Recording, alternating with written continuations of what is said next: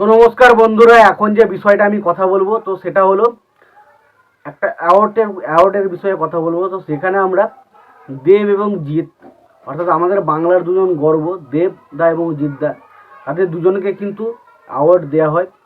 তো সেটা হয়েছে 11ই আগস্ট। নজরুল মঞ্চে একটা অ্যাওয়ার্ড শো অনুষ্ঠান করায়, যেখানে যে অ্যাওয়ার্ড শোটার নাম হচ্ছে Bengali film telecom award show বলে একটা অ্যাওয়ার্ড শো দেওয়া হয়, এবং সেখানে আমরা দেবদা এবং জিদ্দা দুজনাকেই কিন্তু অ্যাওয়ার্ড পেতে দেখি। তো দেবদাকে যে অ্যাওয়ার্ডটা দেওয়া হয় সেখানে উত্তম কুমারকে স্মরণ করে বাংলার সব থেকে মানে মেন হিরো হিসাবে দেওয়া হয় দেবদাকে, যে ছবি তিনি প্রধান ছবির জন্য মেন হিরো হিসাবে পেয়েছেন। এবং তার পাশাপাশি জিদ্দাকে উৎপল দত্তের স্মরণ অনুসারে দেওয়া হয়, এবং তাকে দেওয়া হয় চেঙ্গিস ছবির জন্য মেন হিরো হিসাবে।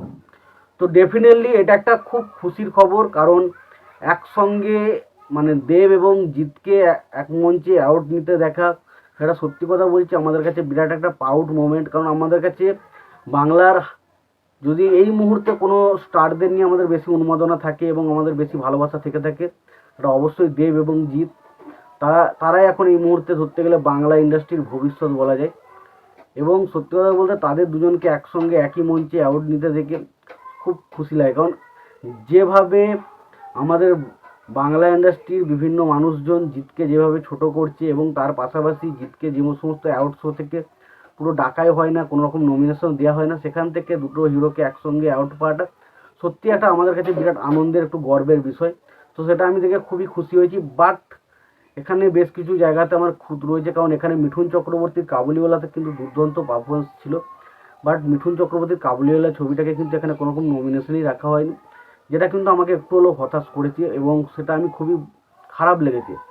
বাট যেটা দেবজিতের মতো মানে সুপারস্টাররা মেন হিরো হিসাবে তারা অ্যাওয়ার্ড পাচ্ছে এবং তাদেরকে সম্মান দেওয়া হচ্ছে, এটা সত্যি খুবই ভালো লেগেছে। তো তোমাদের কেমন লেগেছে জানিও। এবং অনেক দিন বাদ দুটো হিরোকে মানে বাংলার দুজন স্টার, এই প্রাইজটাকে আমার মনে হয় এমনভাবে দেওয়া হয়েছে যেখানে ব্যালেন্স করে দেওয়া হয়েছে, যেখানে কারো কোনো রকম প্রশ্ন থাকবে না এবং কারো কোনো খুঁত কিন্তু থাকবে না। হয়তো দেবকে দিলে অনেকে বলতো, জিৎ ফ্যানরা যারা রয়েছে তারা হয়তো রেগে যেত, তারা হয়তো বলতো যে কেন দেবকে কেন দেওয়া হলো, জিতকে কেন দেওয়া হলো না। অনেকে জিতকে দিলে হয়তো বলতো দেবকে কেন দেওয়া হলো না। তো সেই জিনিসটা ইকুয়ালি ব্যালেন্স করে কিন্তু অ্যাওয়ার্ডটাকে দেওয়া হয়েছে, সেটা খুব ভালো একটা দিক লাগলো।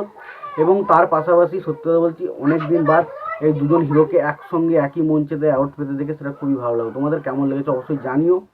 আর স্পেশালি বাংলাতে কিছু পলিটিক্যাল অবশ্যই চলে, এই অ্যাওয়ার্ডের ব্যাপারে অনেক কিছু পলিটিক্যাল লেগেছে আমার, সেগুলো বিষয়ে আমি আর আসছি না। বাট যেটা আমি চেয়েছিলাম যে দুজনে অ্যাওয়ার্ড পাও, সেটা পেয়েছে, সেটাতেই খুশি।